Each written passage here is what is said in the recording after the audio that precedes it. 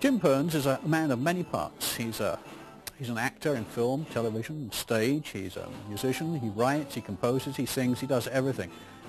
He is also becoming increasingly well known, just not here on the west coast of Canada, but throughout the world for his recurring role in the series Highlander.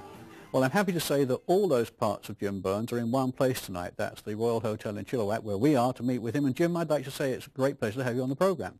I know that you were born down in Missouri. Yes, St. Louis, right, yeah. Actually, I was just down there last week. Well, you anticipate one of my other questions, but what I was going to say to you, with a name like James Thomas Kevin Byrnes, please tell me there's Irish in the background.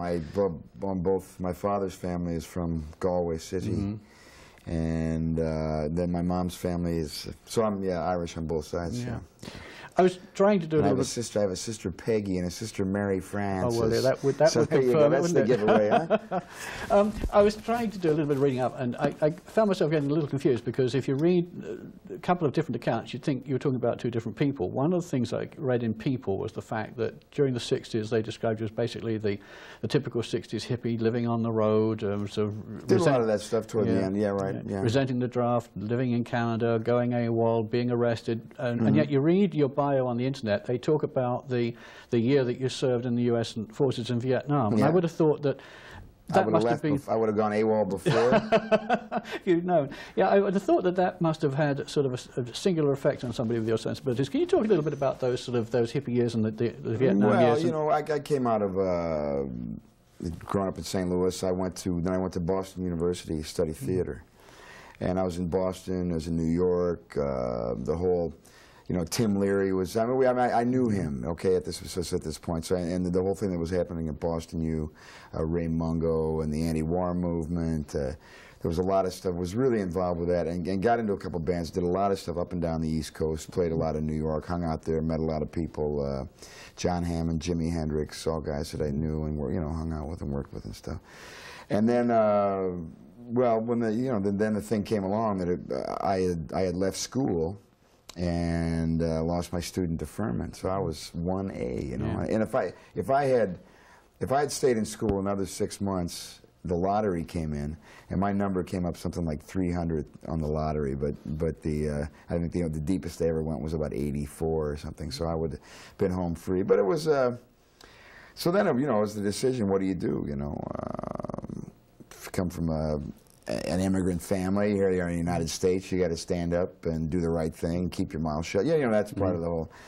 So there was a lot of that went on, and so that's why I ended up serving the time that I did, because I really wanted to try to do the right thing by my family. But I got to a point where I had to kind of bail out.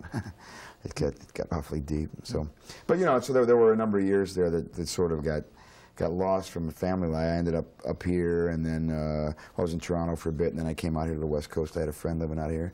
And then I went back to the States, and I was back and forth quite a lot until the time of my accident. Before we get to that, a couple of footnotes to your career I really wanted to touch upon.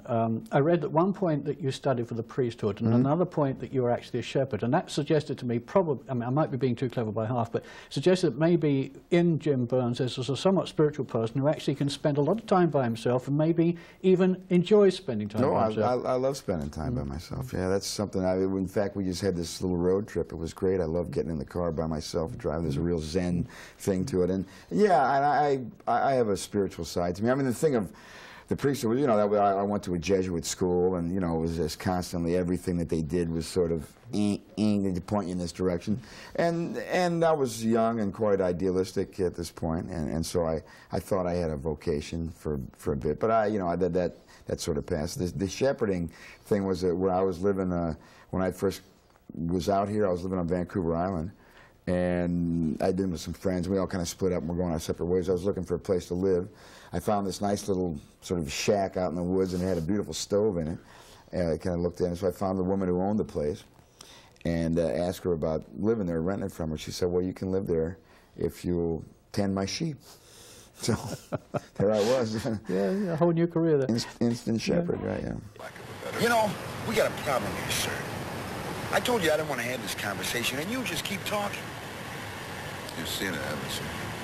You know, it's funny. I don't see a damn thing these days. something that I have discovered from my own personal experience, that people who are involved in show business, the people who make it anyway, tend to be very driven. They can't conceive of doing anything else in life. But were you as motivated to be successful in your career as a musician and an actor before you had your accident as you were afterwards? I mean, obviously that shut a lot of career doors for you. No, it did, yeah. Well, yeah, I was maybe not as motivated, but I was. It was my path and my choice. You know, it was my choice, really. I mean, like, it's what I wanted to do really my whole life. And even part of what appealed to me about the priesthood was the entertainment aspect of it. As the teachers and you know, the preaching, you know, and you have this, you're the center of this focus of attention, and you can bring all these great ideas and talk. That was a real appeal of it too. So it was something that I really did care about and wanted to pursue and had pursued. But then when the accident happened, it did shut really a lot of doors for me. I couldn't get arrested as an actor because there was just this non-acceptance of people with disability. You know, there was a certain perfection that you had to display or whatever. Well, that brings me to my next question, because I was thinking about that. I mean, I was a talent agent for a number of years in Vancouver, around about the time you were trying to get started, and I know what a problem it was. So when in 1987 you got a shot at Wise Guys, somebody must have stuck their neck out a country mile to get the casting directors to listen to you. Who was that? I was actually, I had been, the year before, '86, we had worked an incredible, we did like 300 nights that year. Just killing myself playing this music, and we were doing a show at Expo, and I was talking to a friend of mine, and he mentioned, oh yeah, you should get back, and you know, like, cause I didn't realize yet, because we started talking about theater, and he was working on a couple of film projects, and so I said, well, that was an interest of mine. He said, I'd never known that, so I told him my background, and he sent me to his agent, and then what happened though was that the show was written. I mean, the part was written for a guy in a wheelchair. I had just come back from a vacation in Mexico. I'd been away for about, well, I was in California, I was in Mexico. I was gone for like 6 weeks. I came back, had a note to phone. I phoned up and said, be down there today for this thing. I did not look at the sides. I knew nothing about this. I walked in there, shook hands with the producer and the director, and sat down, read the sides, and we did, you know, we did it once, and then they asked me to come back later that day and put it on film. And 2 weeks later, I had a job on it. You know, so it was like. Yeah. Well, once you got started, you were a hard man to slow down. I mean, I checked, and I think I saw something like 6 feature films, 13 made-for-television series, a show each year. I mean, how did you manage to keep up that pace and still keep up the music? Well, I've got a lot of, you know, I'm fairly restless, I suppose, and and I love doing both. You know, the one question people often ask is, what do you love more, the music or the acting? And I glibly reply, it's like asking me which of my children I love more. But there's something that's so special about the gift of music, and this gift that you've been given to communicate directly with people on that level. Music is a really special thing. And moreover, you're using your own words very often rather than somebody else's. Yeah, and that's I mean, like, film acting artistically is not particularly rewarding. Stage acting can be, and the process that you go through to create this character, but the actual work is, you know, long hours, ridiculous. I mean, doing things in little 2- and 3-minute spurts over a period of 14 hours, and then somebody else cuts it up. And what you do is not necessarily what comes out on the screen. Whereas if you're doing a live theater piece, or if you're on stage with music, there's an immediacy, there's an immediate response, you know, good or bad, and you get this energy back from the people who are responding, and so it builds, and it's something that I just need to do. I love to do it, and also the guys in the band are like my best friends, and we just want to keep this bunch together and just, you know. Know you heard about the old foxtrot. Sure you heard about the Texas hot. Baby, when you walk, you be going in style. When you shake your hips, you close your eyes. The movie thing does have its advantages, though. I mean, the money's good for one thing, yeah, but the other thing is, and something which I noted in your reading about you, is this annual trip you get to do to Paris. Now, Paris is a city that a lot of people find inspirational. I mean, it's been a favorite of artists of all sorts for 100 years or more. Do you find it inspirational when you go there? Yeah, I mean, over the last 5 years, shooting Highlander now, which is over now, but over the last 5 years, I've spent 2 years of it at different times in Paris, okay? So I've really gotten to know a lot, and I had some friends there before I went, but I've really gotten to know the city pretty well on a number of different levels. And yes, it is. I did a lot of writing over there. I mean, so that river, does that refer both to the Seine and the Mississippi? Or is and a place in your mind that's more of a metaphor as well. But yes, it does have, it refers to the Mississippi. There are you know, references to specific places on the Mississippi that are in it, but it's also, you know, the Seine, spent a lot of time right next to it, and then, you know, this allegorical river. I read that you like to cook. What sort of stuff do you like to cook? Just about anything. You know, I'm not a chef. I'm a cook. If you understand what I'm saying. Paris had any effect on that? Well, no. Well, yeah. There are things I learned how to, you know, handle certain food. You know, and some new techniques. And when I say I'm not, you know, I don't. It's not like. I don't try lots of stuff. I have a couple of recipes that I'm real good at, and then I like to try different things, you know, pastas and pretty much simple stuff that my family will eat. You know, I mean, I got a 9-year-old girl at home, and you know, you can think of all sorts of fancy stuff. What's this? You know, so you want it to be something that's you know, healthy and tasty and all this. I mean, it's sort of, I find that it's like an act of love, you know, of cooking. And also, it's another time to that meditation thing. I mean, chopping vegetables can be quite sort of, you just kind of space out and forget about your troubles. Coming from that Mississippi area, I suppose it would have been heresy if you'd not taken up the blues as a singer. But well, yeah. I mean, you had Tina Turner with a house band, I read somewhere, right, and Muddy Waters and all the rest of it. But what about other sorts of music? You into other sorts of music? You know, I have a very, you know, small C Catholic taste in music. I listen to just, I love flamenco, I love tango music, I like Celtic music. I love, you know, country, bluegrass, real. I mean, I'm talking about like the Stanley Brothers. You know, I never did work in a coal mine, but you know, that's and I love that stuff. I spent a lot of time in Kentucky as a kid as well. My dad had a friend down there, and a lot of summers we would go down way up in the hills. You know, I mean, with, you know, whiskey stills and the whole bit. You know, white lightning. So I love, you know, and I love all that stuff that came out of there. Classical music is, you know, I have great love for that. Gregorian chant. I love all types of music, as long as it comes from the heart. You know, as long as people, you know, really, it's got that expression.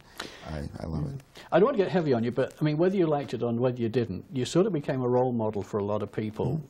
Does that sort of weigh heavily on you? Does it inhibit your choices of what material you'll tackle and so on, particularly in film and so on?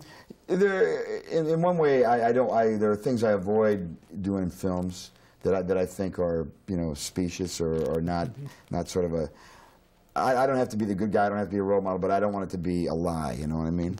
In fact, I like playing somebody who's maybe a bit thrown off by it, because there's you know, two sides to this thing, where there was a long time where people with disabilities were just not portrayed at all, and then there's kind of a you know, in the swing back, getting where everybody, they can't do a bad thing, or they can't do this, or this can't happen. You know, like in an episode of Wise Guy, where you know, I get a little bit drunk and I mouth off to this guy. This guy pops me, and the network actually had said, "Oh, we can't do this. We can't let this happen because you know, this will be the wrong idea." No, I mean, this is real, and we're trying to portray real people, and so those are the choices that you try to make. It doesn't really weigh on my mind, other than the fact that I want it to be true, and so sometimes you might get into the producer or the director, somebody at like the network wanted to take some of the truth out of it, and so you fight for those instances. But I really don't. It doesn't weigh on me at all. I mean, it's a thing where I just feel that the best thing I can do, as opposed to, you know, I've been to speak or to be on a panel. Well, you know, you can maybe advise on a panel of people. You know, can you explain to people what it is we need, or what it is that disabled people might want? But I just want to go out and live a life and do a thing, be on the screen, be on the music, be walking through the grocery store, so the people I know, they can say, "Look what this guy's doing. Hey, I can do that." You know, and everybody at any level, no matter what you know, like, "Hey, I can do that. I can make the most of what I got," and, you know, play with, you know, we all get dealt a hand, you know, and you gotta play with the cards you got. So.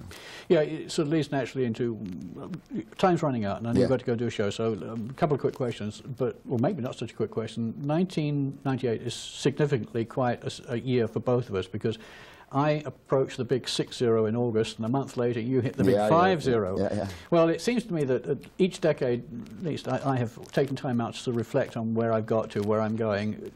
Looking back on a half century, first of all, how would you assess your life at this particular stage? And the other half of that question is, where do you think you'll go in the next decade?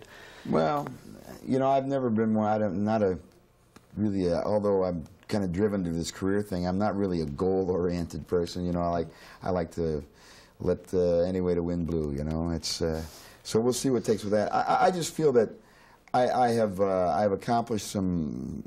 Yeah, I feel okay about what I have been able to accomplish. I'm frustrated at not having accomplished some things, which I'm still working on.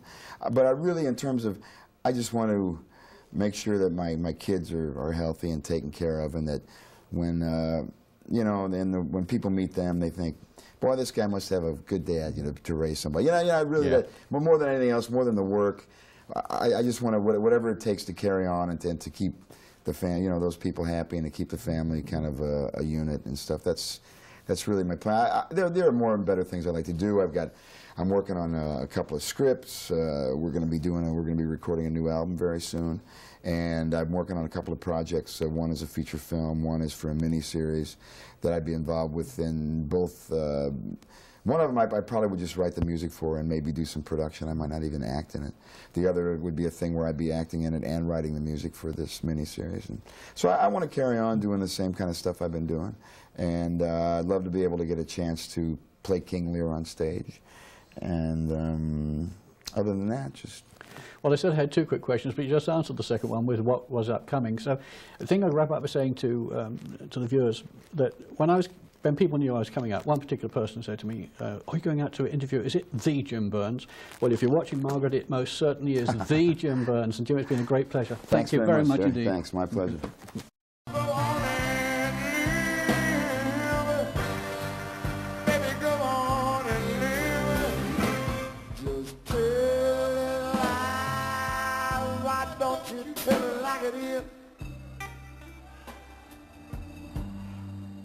And why, oh why, oh why, have you ever got to say goodbye?